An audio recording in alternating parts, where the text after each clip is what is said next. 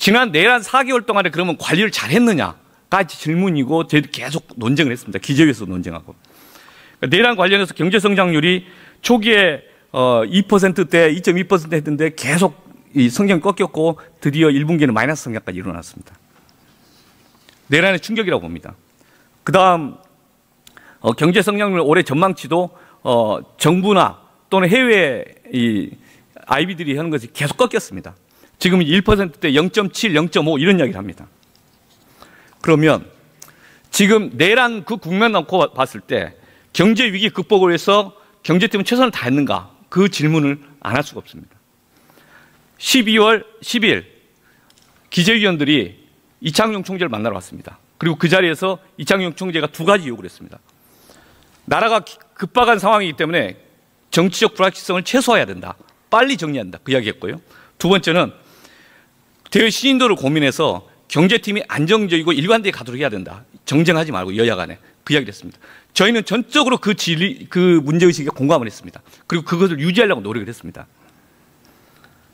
그런데 정치적 불확실성을 해소하는 것은 헌정 질서로 빨리 복원하는 것이고 탄핵과 그 이후의 절차로 가야 되는 것입니다. 그런데 그 헌정 질서에 복원하는 과정에 어떤 역할을 했는가? 오히려 권한대행이 헌정 질서의 정상 회복을 가로막고 실제 내란죄 수사도 가로막고 그렇게 해서 국가의 정책 불확실성을 계속 지속시키는 절대적 기여를 했지 않습니까? 그 과정에 초기에 최상목 권한대행은 나름 한 돌파를 했지만 그 뒤로 내란죄 상설특검 수사 계속 방치했지 않습니까? 수사 거부하고 거기에 대한 책임이 있다 저는 그렇게 봅니다. 정치적 불확실성이 있기 때문에 경제가 더 불안한 건데 그 정치적 불확실성을 해소하려는 노력을 했는가? 이 문제가 있는 겁니다. 경제팀이 나름대로 운영될 거라고 신뢰를 했습니다. F4 중심으로 운영돼야 된다라는 이야기에 대해서 존중을 했습니다. 그 말이 틀리지 않았다고 봤습니다. 저희가 그런 시각 속에서 바라봤는데 실제 그 F4에서는 그런 것만 했느냐 의문이 있다는 겁니다.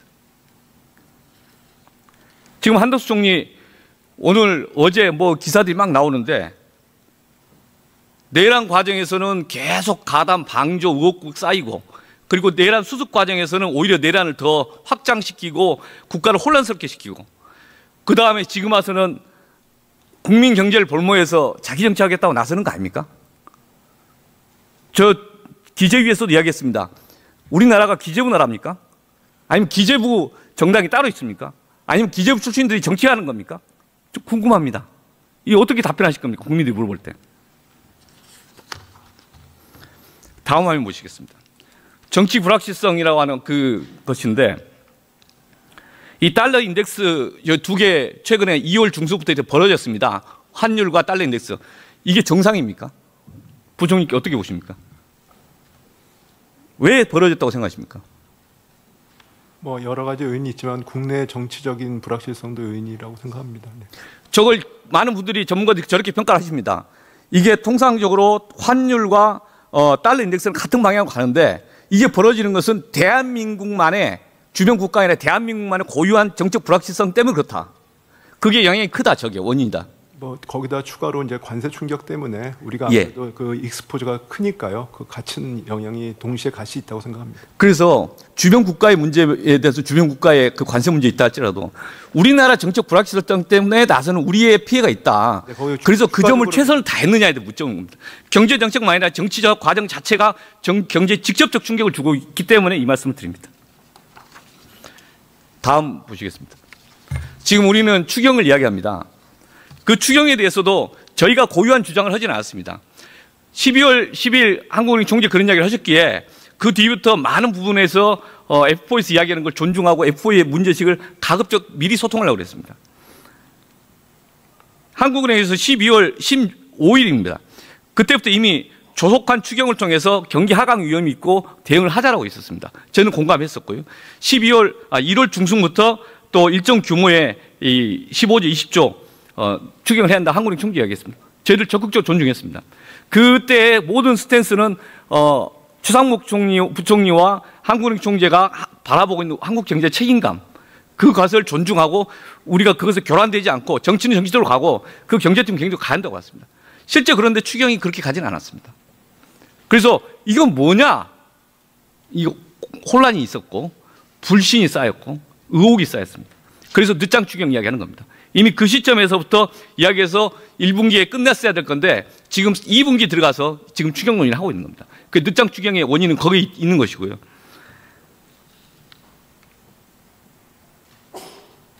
그래도 한 말씀 제가 드리면 안 될까요? 네.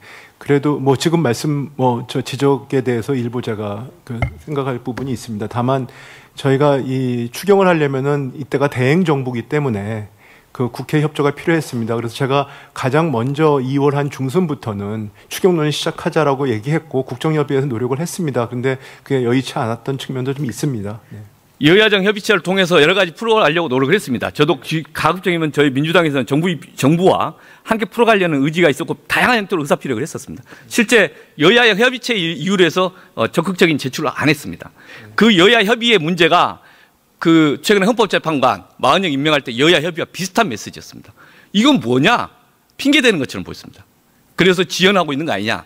정치하고 있는 거 아니냐? 근데 그때 그 여야 협의체에서 제가 임했던 자세를 보면 뭐 그렇게 생각 안 하실 겁니다. 다음 이제 추경 관련해서 한 두 가지만 좀 현실적인 이야기 좀 하겠습니다. 저는 지금 현재 국민 경제에 큰 축임을 줬던 것에 대해서 가장 첫 번째 내란이고 내란을 수습하려고 노력을 했는가에 대해 경제팀에 대해서 여전히 질타받을 수밖에 없다고 저는 그렇게 보고 그것에 대해서 지금 한덕수 총리의 하는 행태는 정말 염치 없다 그 말씀을 다시 드립니다. 그와 별개로 지금 내수가 활성화돼야 되는데 내수 활성화돼서 충분한가 현재 추경이.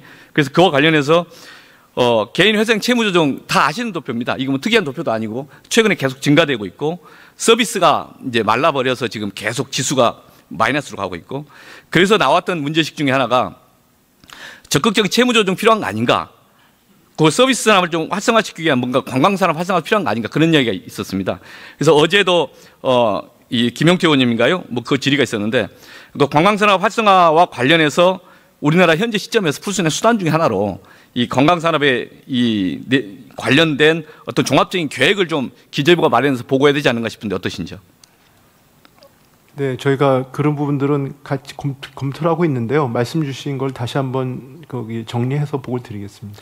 어제 김용태 의원이 이야기하시는 것은 문체부의 숙박 페스타 관련해서 숙박 할인권이 이게 작년에도 상당히 이제 일정 정도 효과를 냈다라는 보고서들이 있었는데 아마 이제 지출 대비해서 한 12.8배 여행 경비 유발 효과가 나타난다고 그러는데 올해 3월, 6월, 10월 3회에 걸쳐 한다고 그럽니다. 그런데 그와 관련해서 추경에서 좀 추가 반영하는 게 어떻겠냐라는 제안이 있었고 저는 어제 그 이야기 듣고 괜찮다고 봤습니다. 그리고 어제 김용태 의원은 본인이 경기도가 지역구이기 때문에 하신 이야기지만 인천, 경기, 서울 같은 경우도 같이 좀 포함해서 이걸 좀 확장해서 추진하면 어떻겠냐 그런 제안이 있었습니다. 저는 공감했습니다. 혹시 한 번 더 검토해 볼 수 있을까요? 네, 저도 어제 김용태 의원께서 말씀하신 부분에 대해서 사실은 저 실무자료에 써준 거에서는 좀 부정적으로 써 있었는데 저도 말씀을 들어보니까 이 어느 정도는 필요하다는 생각이 들어서요. 저희도 한번 그러고 전향적으로 검토해 볼까 생각하고 있습니다. 이 나머지 하나만 더 말씀드리면 근데 지금 하나는 지금 추경의 반영은 어렵고 이 관광기금이 안 들어왔기 때문에 그렇지만 어떤 방식이든 이걸 검토를 전향적으로 해보겠습니다. 예. 지금 이제 나오는 것 중에 오늘 좀 독특한 이야기 하나 했던데 IMF가 우리나라 국민소득 4만 달러 가는 시점을 종래 2027년을 봤다가 이제 어제 발표한 2029년을 늦췄다고 나옵니다. 요게 이제 다양하고 누적돼 있을 텐데 지금 현재 내수 충격이 워낙 커서 많은 사람들이 힘들어하고 있다. 근데 그것에서 저는 이제 가계부채와 관련된 채무 재조정, 그 다음에 다른 식의 이제 내수 활성화를 위한 방법 중에 하나로서 이제 관광산업에 대한 뭔가 좀 획기적이고 대규모적. 네, 저도 의원님 말씀에 전적으로 동의하고요. 저희 내수의 어려움이라는 게 외부적인 충격도 있지만 결국 구조적인 준비가 필요하거든요. 그래서 그런 부분들 꼭 필요하다고 생각하고 있습니다. 네.